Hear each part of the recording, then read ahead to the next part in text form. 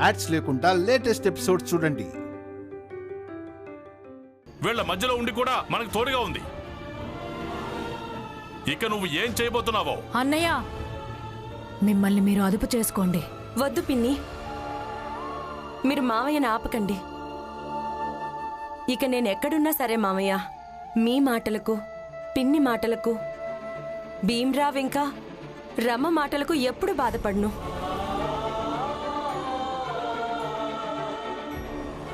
కానీ వీళ్ళందరూ పస్తులుంటున్నారు, అందుకే నేను కూడా పస్తులుండాల్సి ఉంటుంది. సరే అయితే మీరందరూ పస్తులుండాలనుకుంటే ఉండండి, మేము కూడా భోజనం చెయ్యం. ఎందుకంటే మేము మీ బాధను అర్థం చేసుకోవడానికి ఇక ముందు పోరాటం పస్తులతో పోరాటం జరుగుతుంది.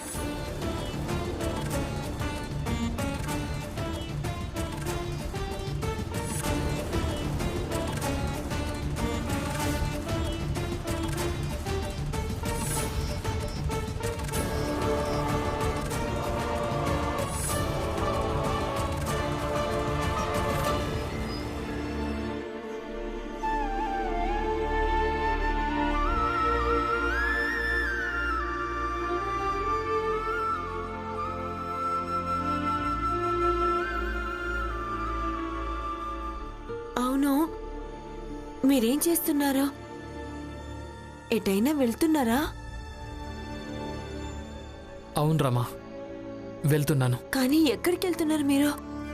అది కూడా ఇంత రాత్రి వేళ? ఇంత రాత్రిలోనే వెళ్తున్నాను, వెళ్ళక తప్పదు కూడా. నా దగ్గర రేపు సాయంత్రం వరకే సమయం ఉంది. ఎల్లుండి తీర్పు వస్తుంది. ఈ సమయాన్ని నేను ఊరికే కోల్పోకూడదు. ఇందుకే ఇదే సమయంలో ఏదో ఒకటి చెయ్యక తప్పదు. చూడండి, మీరు కంగారుగా ఉన్నారని నాకు తెలుసు, కానీ ఇంత రాత్రి వేళ ఎక్కడికి వెళ్తున్నారు? చెప్తాను రమా.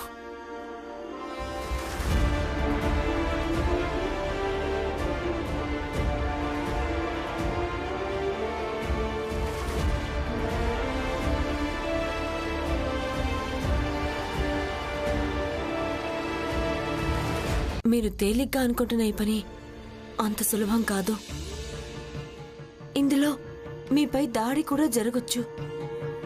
ఎవరైనా మీతో మాట్లాడితే ఇంకెవరైనా మిమ్మల్ని తరిమేస్తారు, అవమానిస్తారు. ఇది చాలా కష్టమైన పని. నాకు తెలుసు రమా, నాకు తెలుసు ఇది చాలా కష్టమైన పని అని.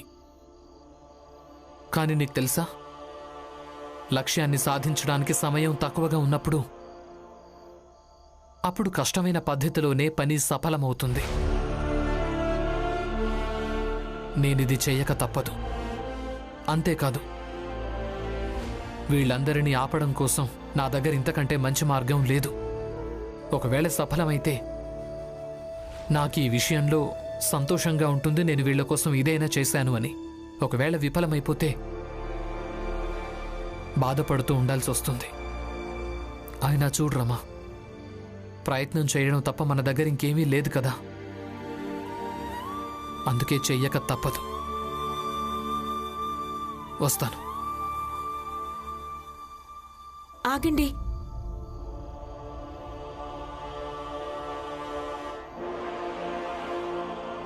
అయితే మీరు కూడా అలవాటు చేసుకోండి.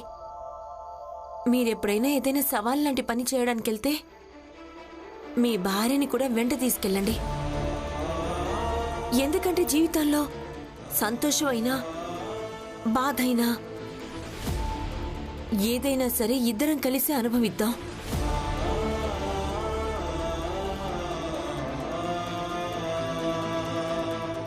పద.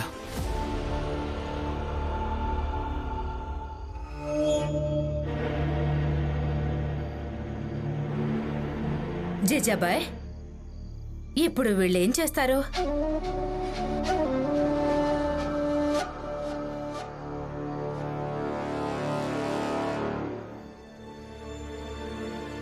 మీరిద్దరూ ఎక్కడికి వెళ్తున్నారు? పరిష్కారం వెతకడానికి. ఎందుకంటే వీళ్ళందరూ పస్తులు ఉండకూడదు. అలాగే అగ్రిమెంట్ కూలీలుగా మారతామన్న పంతం కూడా వదిలేయాలి. కావాలంటే నువ్వు ఏ పరిష్కారమైనా వెతుకో, కానీ నువ్వు మా అందరి ఉద్దేశాన్ని మాత్రం మార్చలేవు. మీ అందరి ఉద్దేశం తప్పు ఒప్పో అది నాకు తెలియదు, కానీ మీ అందరి పద్ధతి మాత్రం ఖచ్చితంగా తప్పే. ఇక అదే పద్ధతి సరిచేయడానికే మేము వెళ్తున్నాం.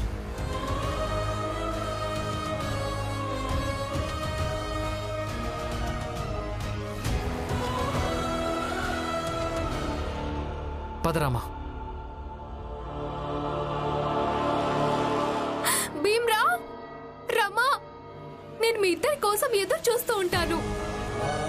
మీరిద్దరు ఏ పరిష్కారాన్ని వెతుకుతూ వెళ్తున్నారో అందులో మీకు సఫలత లభించాలి.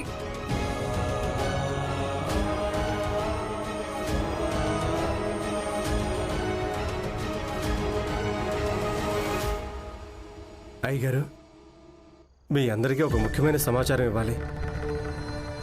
భీమ్ మళ్ళీ ఏదో కొత్త ఆట ఆడబోతున్నాడు.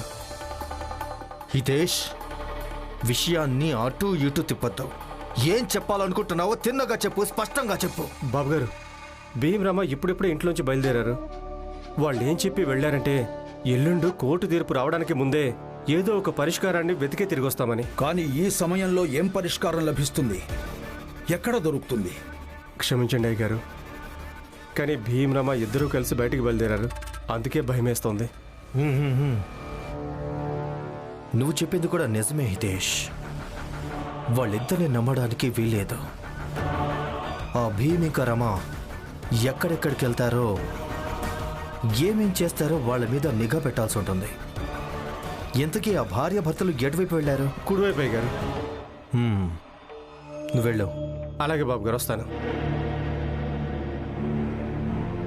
ప్రచండదేవ్ గారు, మనం ఎలాగైనా సరే ఏదో ఒకటి చేసి భీమ్రావు ఇంకా రమాబాయిని వెతకాల్సి ఉంటుంది. ఒక పని చెయ్యి, వినయ్ ఇంకా తన మిత్రులను కూడా రప్పించుకో. అందరం కలిసి వాళ్లను వెతుకుదాం.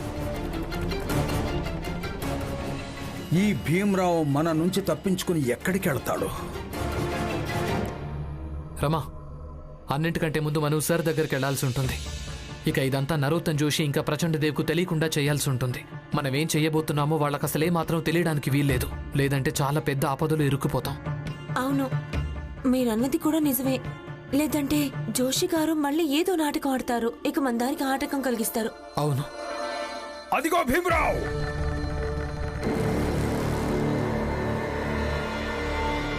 పరిగెత్తు రమా. వాళ్ళని పట్టుకోండి.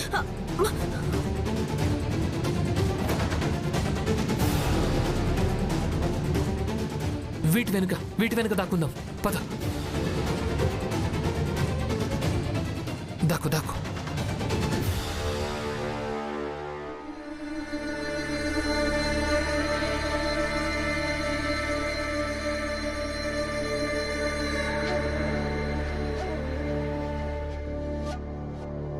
వీళ్ళిద్దరు ఎక్కడ చచ్చారు? కనిపించారా? లేదు, ముందుకెళ్దాం. ఆగాగాగాగు.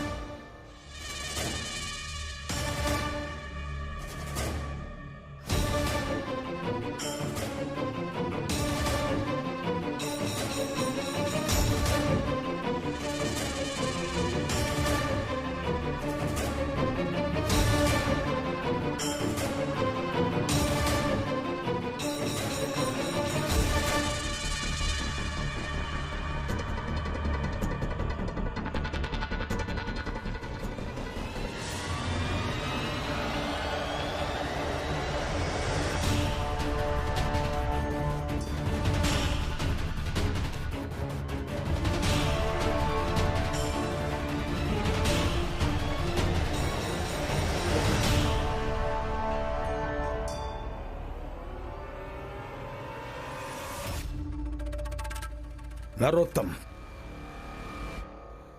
ఆ భీమ్రావు ఏదో పెద్దదే చెయ్యాలనుకుంటున్నాడని నాకెందుకు అనిపిస్తోంది. ప్రచండదేవ్ గారు, ఆ భీమ్రావు ఏం చేస్తాడు? వాడి బొంద. జోషి గారు, ప్రచండదేవ్ గారు చెప్పింది నిజమే. మీరు జాగ్రత్తగా ఉండడం మంచిది. ఎందుకంటే భీమ్ రమ ఎప్పుడు మీకు తెలియకుండా పారిపోయేవాళ్ళు కాదు. కానీ ఈరోజు దొంగచాటగా ఎందుకు పారిపోతున్నారు? ఈసారి ఆ భీమ్రావు ఎంత ప్రయత్నించినా కానీ ఏమీ చెయ్యలేడు. ఆ భీమ్రావు దగ్గర కేవలం ఎల్లుండి ఉదయం దాకే సమయం ఉంది. ఎల్లుండి ఉదయం కాగానే బస్తీలోని ఒక్కొక్క వ్యక్తి అవుతాడు అగ్రిమెంట్ కూలీ. ఎల్లుండి ఉదయం అవగానే వాళ్ళందరూ వెళ్లకుండా ఎవ్వరు ఆపలేరు, అలాగే నన్ను కూడా ఎవ్వరు ఆపలేరు నేను గెలవకుండా. అందరూ ఒక పని చెయ్యండి. మనం అందరం కలిసి వాళ్ళని ఎలాగైనా పట్టుకుందాం. అలాగే ఆ భీమ్రావును పట్టుకుని ఇది కనిపెడదాం, ఈసారి వాడు ఏం చెయ్యాలనుకుంటున్నాడు అని. పదండి.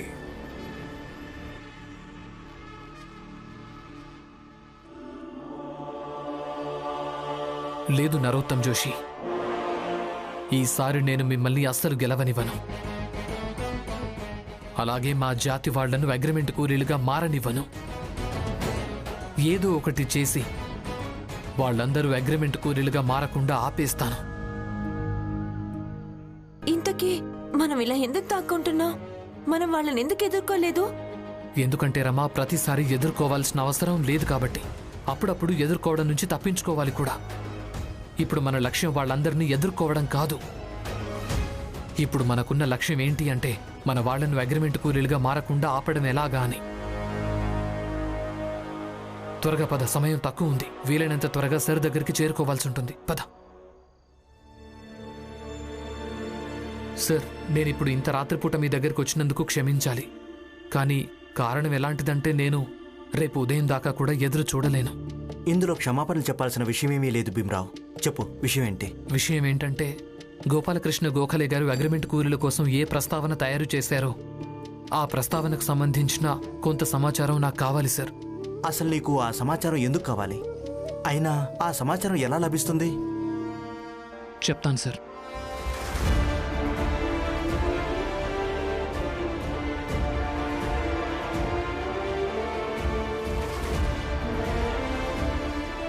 సరే, గోఖలే గారి సహాయకుల దగ్గరికి వెళ్దామా? పద. మాకు కేవలం ఇదే సహాయం కావాలి. ఒకవేళ మీరు మాకు ఈ సహాయం చేశారంటే మాకు చాలా సహాయం చేసిన వాళ్ళు అవుతారు. పైగా ఇది కాకుండా మా దగ్గర మరో మార్గం కూడా ఇంకేదీ లేదు. నేను మా బస్తీ వాళ్లకు సహాయం చెయ్యాలనుకుంటున్నాను. వాళ్ళని ఈ రకంగా ఆపదలు ఇరుక్కోవడం, వాళ్లకు నష్టం కలుగుతూ ఉండటం నేను చూడలేను. భీమ్రావ్ అంబేద్కర్, గోఖలే గారు నీ గురించి ప్రస్తావించారు. కానీ నేను చూస్తూ నీ మాటలు వింటుంటే నాకు నమ్మకం కలిగింది. గోఖలే గారు నీ గురించి ఏం చెప్పారో అవి పూర్తిగా నిజాలే అని. నువ్వు ఇక్కడే ఉండు, నేను ఇప్పుడే వస్తాను.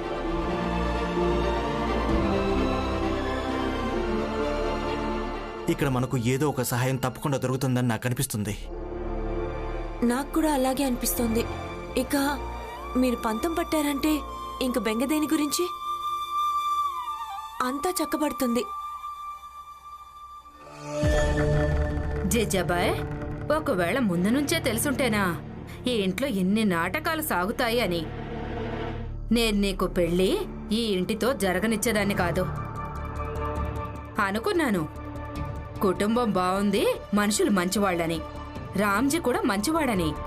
కానీ ఇక్కడ చూస్తే అంతా తలకిందులైంది. అన్నట్టు వదిన, కుటుంబం ఇంకా కుటుంబ సభ్యులు మరీ అంత చెడ్డవాళ్ళేం కాదు. కేవలం ఈ పనికిమాలిన భీమ్ కారణంగా అంత చెడ్డవాళ్ళయ్యారు. మీకు తెలుసా, ఒకవేళ ఈ భీమ్ లేకుంటేనా అప్పుడు నా అదృష్టం మరోలా ఉండేది. అయినా భీమ్కున్న అన్నిటికంటే పెద్ద సమస్య ఏంటో మీకు తెలుసా? తన కుటుంబం, తన నాన్నను వదిలేసి ప్రపంచం మొత్తాన్ని పట్టించుకుంటాడు. వాళ్ళ కోసమే పడిచేస్తుంటాడు. బయటికెళ్ళి అందరితో శత్రుత్వం పెట్టుకుంటాడు. ఇక వాళ్ళందరూ కలిసి ఇంటి మీదకి వస్తుంటారు. దీని కారణంగా కుటుంబం పరువు మొత్తం పోతోంది. ఈ కారణంగా ఎన్నోసార్లు అందరూ పస్తులున్నారు. మీకు తెలుసా, తిండి కూడా తినలేం. తనకెప్పుడు అర్థమవుతుందో ఏమో, తన కారణంగా తన కుటుంబం ఎన్ని కష్టాలు పడుతుందో, ఎంతగా ఇబ్బందులు పడుతుందో అని. అసలు అర్థమవుతుందో లేదో తెలీదు, కానీ ఏ రోజు అర్థమవుతుందో ఆ రోజే దారిలోకి వస్తాడు. లేదక్క, భీం దారిలోకి రాడు. నిజానికి జీజాబాయి లాగా మారతాడు. తను కేవలం తన స్వార్థం, తన వర్తమానాన్ని ఏదో విధంగా కాపాడుకోవడం గురించి ఆలోచిస్తుంది. చూడు జీజాబాయి, భీం నా కొడుకు. వాడు స్వార్థపరుడు కాదు. వాడు అందరి గురించి ఆలోచిస్తాడు. అందరి కష్టాలను తన కష్టాలుగా భావిస్తాడు. అందరికీ సహాయం చేయాలనుకుంటాడు. నేను బతుకున్నంత వరకు, అంతవరకు వాడికి నేను అర్థం కానివ్వను. మీరిద్దరూ బెంగపడకండి.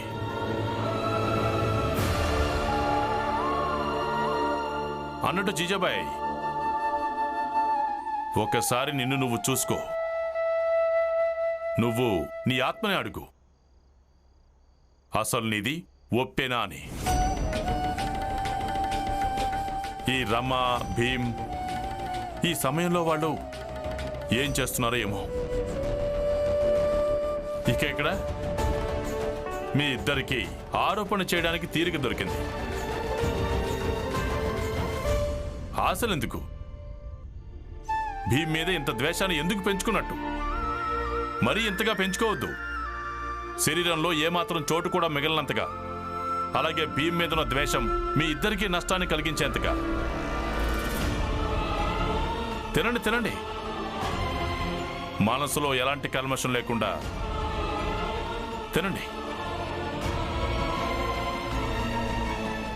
మీ ఇద్దరిని వేడుకుంటున్నాను, వీలైతే ఇకనైనా మారండి.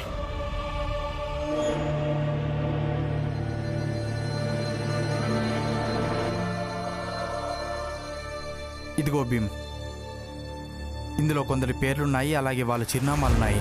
నువ్వు వెళ్ళి త్వరగా వీళ్ళని కలువు. అలాగే ఒకవేళ వీరందరి వల్ల ఎలాంటి సహాయం కలిగినా నేను చాలా సంతోషపడతాను, అలాగే సంతృప్తి పడతాను. మీరు మా కోసం ఇంత సహాయం చేశారు, ఇదే చాలు. మీ ఈ సహాయాన్ని నేను ఎప్పటికీ మర్చిపోను. ధన్యవాదాలు. అలాగే గోఖలే గారికి కూడా మా తరపున ధన్యవాదాలు చెప్తారు కదా. వెళ్ళొస్తాం.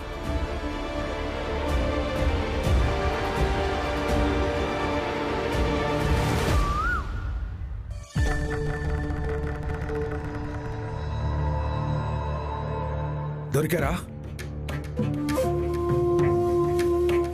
అరే, మీరంతా ఇక్కడ ఉన్నారా? దొరికాడా భీమరావు? దొరికాడా? లేదు. అర్థమే కావట్లేదు అసలు. ఈ మూర్ఖుడు ఎక్కడికి వెళ్ళిపోయాడు? అసలు ఏం చేస్తున్నాడో, ఏం ఆలోచిస్తున్నాడో. జోషి గారు, ఆ భీమరావు గురించి తెలిసిందా? చెప్పండి చెప్పండి. ఏమీ తెలియలేదు జోషి గారు. అలాగే నిద్ర కూడా సరిగ్గా పోలేకపోయాం ఆ భీమరావుని వెతకడం వల్ల. పైగా మీరు పొద్దున్నే రమ్మన్నారు.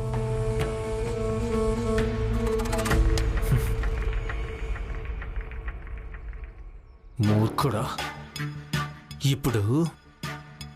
ఇప్పుడు కేవలం నిద్రే దూరమైంది. ఒకవేళ ఆ భీమరావు నాకు దొరకనట్టయితే మీ అందరి ఎముకలన్నీ వెరగొడతాను. ఇక్కడ స్వయంగా నాకే నిద్ర దూరమైంది. ఇక మీకు మీ నిద్ర గురించి పట్టిందా? అసలు ఏం ఆలోచిస్తున్నాడో, ఏం చేయబోతున్నాడో ఏం అర్థం కావడం లేదు. ఇక నరోత్తం, శాంతించు. కొంచెం శాంతంగా ఇప్పుడు ఏం చేయాలో ఆలోచించు. మాకు కూడా ఏం చేయాలో బెంగగా ఉంది. ఆ భీమరావు మనం వెతికినా దొరకడం లేదు. అందుకే భీమరావు ఎక్కడ మాయమైపోయినా ఏదో ఒకటి తప్పకుండా పెద్దదే చేస్తాడు. ఒకసారి వాడు మాయమైపోయినప్పుడు గవర్నర్ని కలిశాడు. ఆ తర్వాత మాయమైపోతే మెహతా గారిని కలిశాడు. ఇప్పుడు మళ్ళీ వాడు ఎక్కడికి వెళ్ళాడో ఏమో. అలాగే ఎవరిని కలిసి ఏం చేస్తాడో అదే నాకు అర్థం కావటం లేదు అస్సలు. ప్రచండదేవి గారు,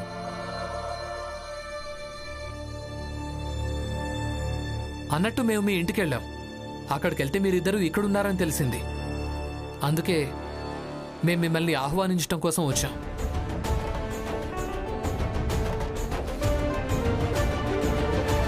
మీరందరూ కూడా ఇక్కడే దొరకడం చాలా మంచిదైంది. మీ అందరినీ కూడా మేము ఆహ్వానిస్తున్నాం. మీరంతా కూడా తప్పకుండా రండి. వినయ్ గారు, మీరైతే తప్పకుండా వచ్చి తీరాల్సిందే. భీమరావు, ఒక్క నిమిషం. ఈ ఆహ్వానం దేని గురించి? విషయం ఏంటంటే ఈరోజు మా ఇంట్లో ఒక నాటకాన్ని ఏర్పాటు చేయటం జరిగింది కాబట్టి ఇక మా కోరిక ఏంటంటే మీరంతా వచ్చి ఆ నాటకాన్ని చూడాలని. భీమ్రావ్, ఈ నాటక వెనుక కూడా ఏదో ఖచ్చితంగా మతలబు ఉండే ఉంటుంది.